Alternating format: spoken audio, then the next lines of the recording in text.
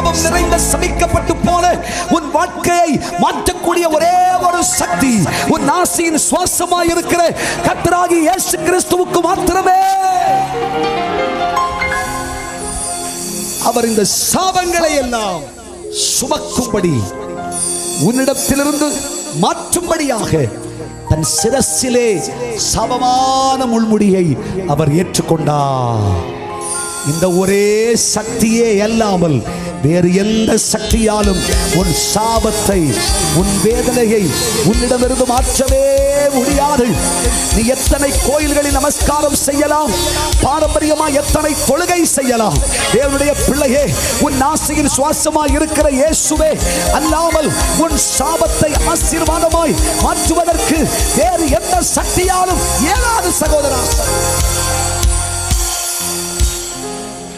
சாபம் நிறைந்த எரிகோ சபிக்கப்பட்டு போன இடம், அது தண்ணீரும் கெட்டு போயிருக்கிறது. இந்த எரிகோவை எந்த மனுஷனும் ஏற்றுக்கொள்ளாத பொழுது என் கர்த்தராகிய இயேசு, நம்முடைய செல்ல தகப்பனாகிய இயேசு, தேவனுடைய பிள்ளையே உன்னுடைய வாழ்க்கையும் இப்படித்தானே ஒவ்வொரு நாட்களும் மனுஷனால் நிராகரிக்கப்பட்டு, மனுஷனால் மறுக்கப்பட்டு, மறக்கப்பட்டு போய்